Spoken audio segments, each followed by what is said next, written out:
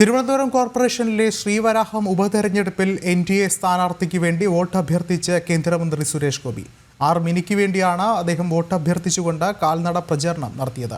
അടിയുറച്ചുപോയ രാഷ്ട്രീയ വിശ്വാസങ്ങളിൽ മാറ്റമുണ്ടാകണമെന്നും ജനങ്ങളുടെ അതിർത്തി വോട്ടായി രേഖപ്പെടുത്തണമെന്നും സുരേഷ് ഗോപി പറഞ്ഞു.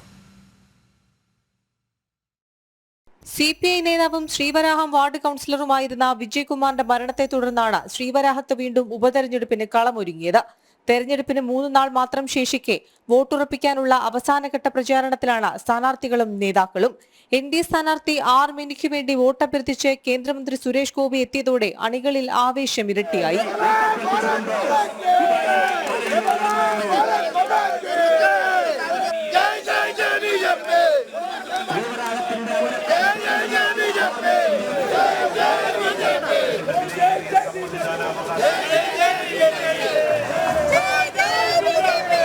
എല്ലാവർക്കും വീട്, ശൗചാലയങ്ങൾ. തൃശൂരിന്റെ അമരക്കാരനായ ബിജെപിയുടെ കേന്ദ്രമന്ത്രി സുരേഷ് ഗോപി ഇതാ ഈ വാഹനത്തിന്റെ തൊട്ട് പിന്നാലെ കടന്നു വരുന്നു. സുരേഷ് ഗോപി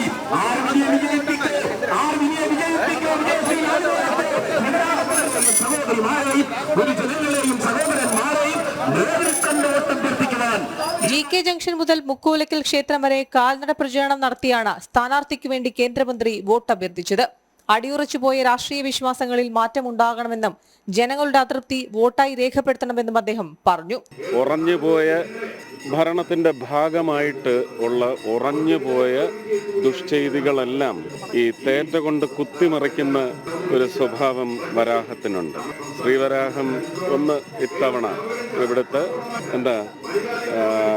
അടിയുറച്ചുപോയ രാഷ്ട്രീയ വിശ്വാസങ്ങൾക്ക് ഒരു തേറ്റ കേറ്റ് കൊടുക്കും.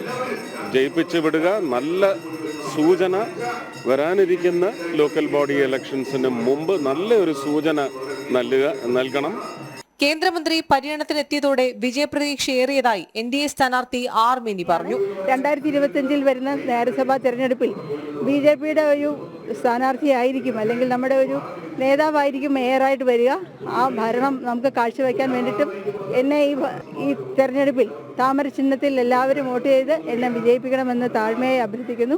എന്നെ വിജയിപ്പിക്കണമെന്ന് അഭ്യർത്ഥിക്കാൻ വേണ്ടിയിട്ട് നമ്മുടെ കേന്ദ്രമന്ത്രി ശ്രീ സുരേഷ് ഗോപി അവർ ഇവിടെ എത്തിയിരുന്നു.